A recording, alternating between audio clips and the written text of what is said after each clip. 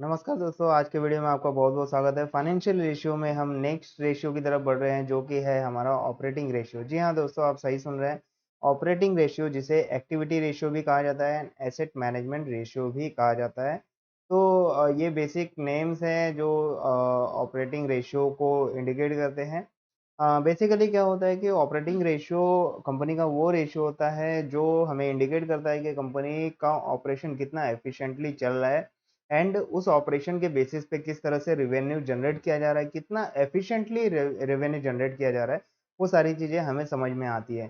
तो basically financial ratio में, जैसे कि हमने पिछले सीरीज में कवर किया profitability ratio, and now we are moving towards operating ratio. ठीक है।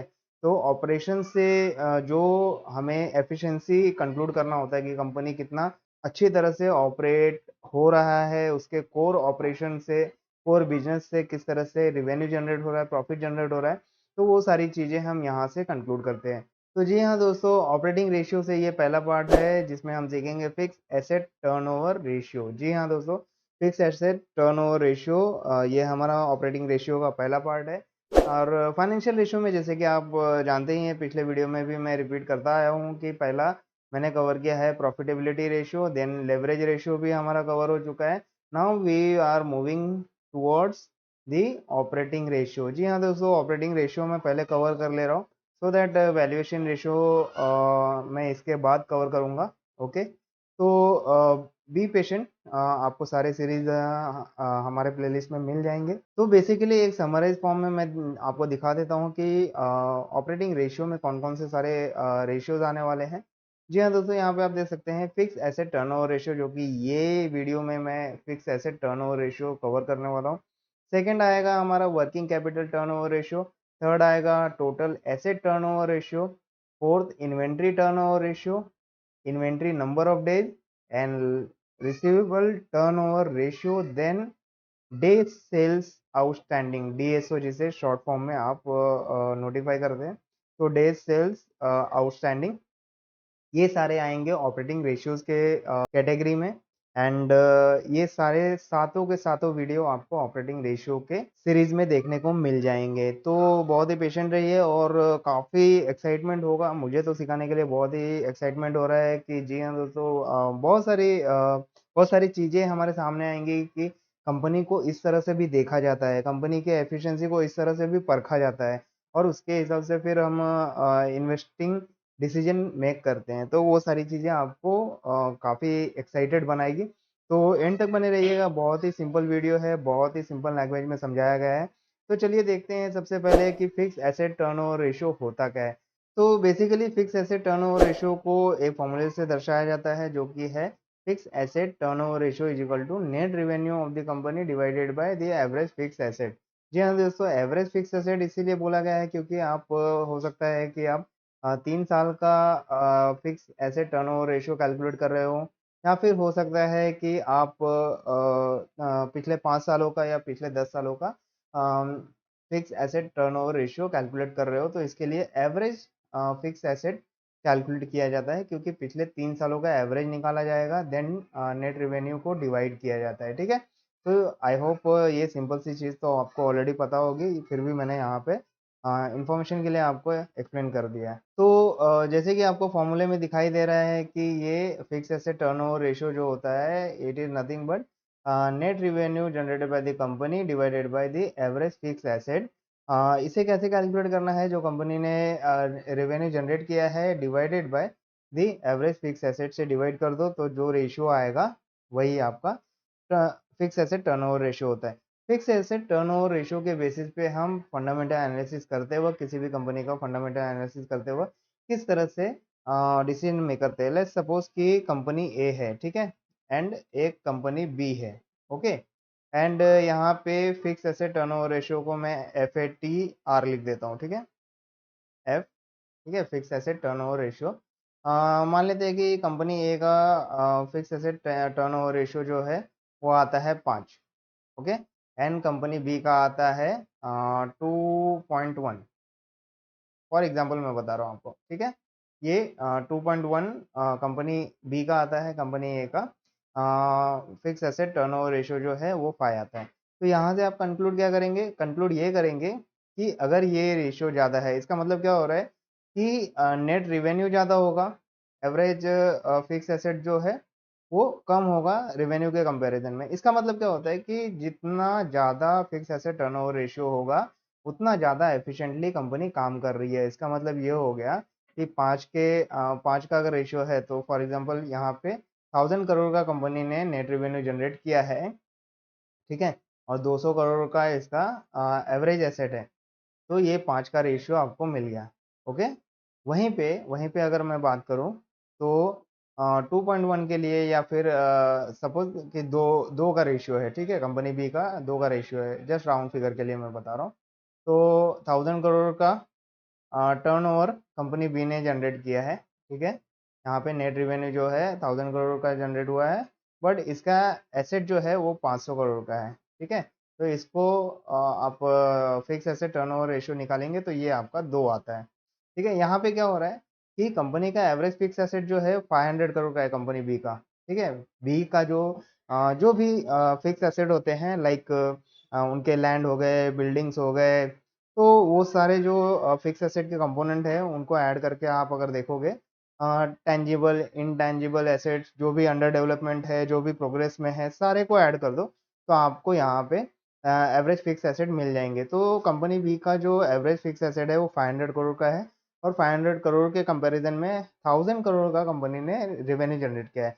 वहीं पे कंपनी ए ने क्या किया है, कंपनी ए ने अपने 200 करोड़ के फिक्स एसेट के बेसिस पे या कंपेयर में 1000 करोड़ का नेट रिवेन्यू जनरेट किया है। इसका मतलब क्या हो रहा है कि कम एसेट में ज़्यादा रिवेन्यू जनरेट कर रहा है। तो आप जब भी पीयर टू पीयर कंपनी को कंपेयर करें, लाइक ए कंपनी जो है ऑटोमोबाइल इंडस्ट्री से बिलोंग करती है, बी भी ऑटोमोबाइल कंपनी से बिलोंग करती है, ऑटोमोबाइल इंडस्ट्री से बिलोंग करती है, तो यहाँ पे जब आप फिक्स एसेट टर्नओवर रेशियो देखते हैं, तो कम से कम एसेट को यूज करके ज्यादा से ज्यादा रिवेन्यू जनरेट कर रही है, मतलब बहुत ही हाई एफिशिएंटली कंपनी ए काम कर रही है। तो यहाँ पर सिर्फ फिक्स एसेट टर्नओवर रेशियो के बेसिस पे अगर आप कंक्लूड करेंगे तो company A will be winner, ठीक है, मतलब आपको कंपनी ए के साथ जाना चाहिए। तो इस तरह से हम फिक्स एसेट टर्नओवर रेशियो के बेसिस पे अपना कंक्लूजन मेड करते हैं। तो ये तो हुई कैलकुलेशन की बात, किस तरह से कैलकुलेट करना है। तो इसे एक एग्जांपल से भी समझने की कोशिश करते हैं। चलते हैं हमारी वेबसाइट पे और वहाँ पर जाके हम एक रियल एग्जांपल लेते हैं और उसके बेसिस पे कैलकुलेट करके देखते हैं। तो चलिए अपने वेबसाइट पे चलते हैं। तो जैसा कि आप देख सकते हैं, हम अपने वेबसाइट पे आ चुके हैं। यहाँ पे मैंने रिलायंस इंडस्ट्रीज का पेज ओपन कर रखा हुआ है screener.in पे। एंड यहाँ पे बेसिकली मैं क्या करूँगा, profit and loss statement open कर लूँगा, क्योंकि मुझे जो टोटल रिवेन्यू है वो मुझे प्रॉफिट एंड लॉस स्टेटमेंट से मिलेंगे, एंड जो फिक्स एसेट है वो बैलेंस शीट से मिल जाएंगे। तो मेरे इंपॉर्टेंट जो कॉलम्स है या सेक्शंस है वो यही है, बैलेंस शीट के and profit and loss statement.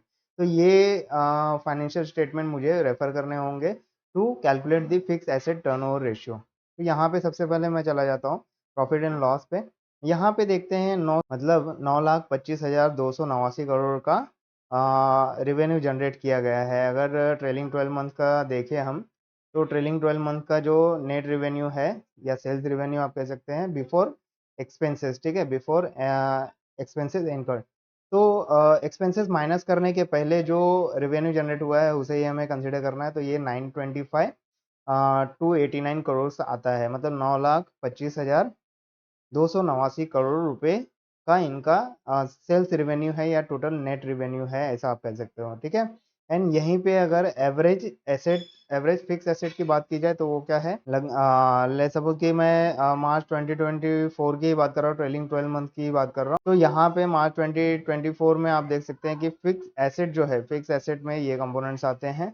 यहाँ पे आप देख सकते हैं कि कौन कौन से intangible other fix asset vehicle सारे के सारे उसने कंसिडर किए हुए हैं। तो फिक्स एसेट का डायरेक्ट वैल्यू आपको यहाँ पे मिल जाएगा, वो आता है 779,985, ठीक है, मतलब 7,79,985 करोड़ का यहाँ पे फिक्स एसेट दिखाई दे रहा है, ठीक है।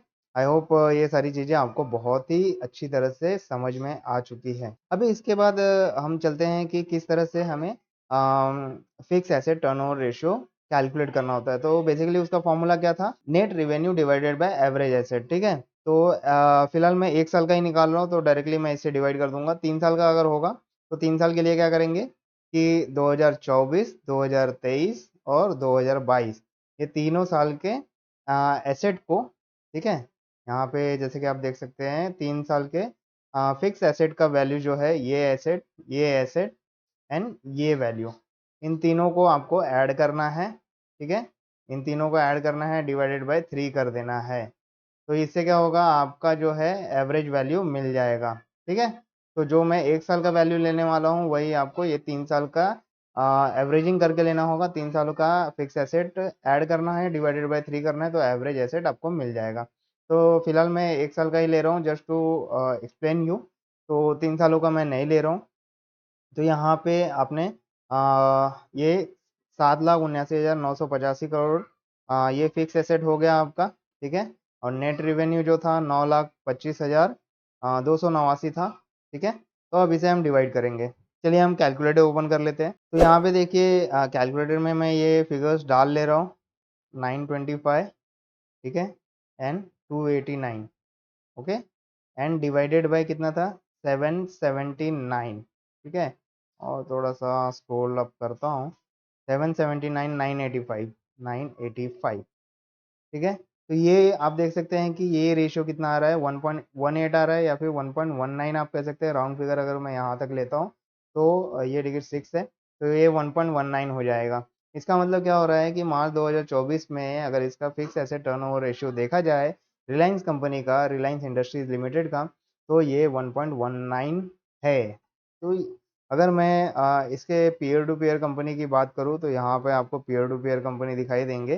तो रिलायंस इंडस्ट्री यहाँ पे आपको दिखाई दे रही है, इसके peer to peer company IOCL है, BPCL है, HPCL है, MRPL है, CPCL है एंड गांधार ऑयल रिफाइनरी, ये सारे इसके पीयर टू पीयर कंपनी है। तो आपको इसमें से किसी में भी जाके IOCL में ले सपोज के IOCL में आप गए, वहाँ पे प्रॉफिट एंड लॉस में गए, तो यहाँ पे 709,852 करोड़ का, सॉरी ये तो एक्सपेंसेस का लाइन था।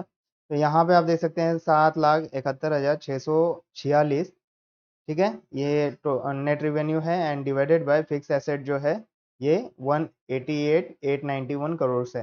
तो यहाँ पे मैं इसे भी कैलकुलेट कर लेता हूँ। लेट्स सपोज कि इसका जो वैल्यू है 771,646 डिवाइडेड बाय, थोड़ा सा स्क्रॉल डाउन करूँगा मैं, और यहाँ से ये वैल्यू ले लेता हूँ फिक्स एसेट का, ठीक है। फिक्स एसेट का वैल्यू यहाँ पे 188,891, 188,891, ठीक है। तो यहाँ पे देख सकते हैं कि इसका जो फिक्स एसेट रेशियो आ रहा है तो ये आ रहा है 4.085, ठीक है। इसे अगर राउंड फिगर भी करता हूँ तो 4.1 आता है। मतलब जहाँ पे रिलायंस इंडस्ट्रीज लिमिटेड का 1.19 आ रहा था, वहीं पे IOCL का 4.085 आ रहा है। मतलब क्या हो रहा है कि इसका ऑपरेटिंग एफिशिएंसी जो है, IOCL का ऑपरेटिंग एफिशिएंसी कह लो, या फिर कंपनी का मैनेजमेंट एसेट मैनेजमेंट एफिशिएंसी आप कह लो, ये बहुत ही बेहतरीन है as compared to Reliance Industries Limited. तो डेफिनेटली अगर सिर्फ फिक्स एसेट टर्नओवर रेशियो के बेसिस पे अगर मुझे चुनना है कंपनी, तो डेफिनेटली IOCL कंपनी को मैं चुनूंगा।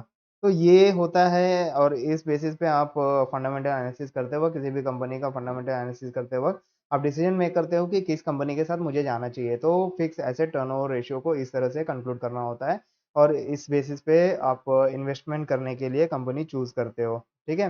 तो आई होप ये वीडियो आपको काफ़ी पसंद आया होगा, और सारे बेसिक फंडामेंटल्स भी आपको क्लियर हो चुके होंगे। इसके अलावा आपके माइंड में कोई भी क्वेश्चन है तो आप हमारे सोशल मीडिया प्लेटफॉर्म पे कनेक्ट हो सकते हैं, या फिर जहाँ पर ये वीडियो देख रहे हैं वहाँ पे आप अपने क्वेश्चंस लिखते जाएं, अपने कमेंट पोस्ट करते जाएं, डेफिनेटली मैं आपको रिप्लाई करूँगा।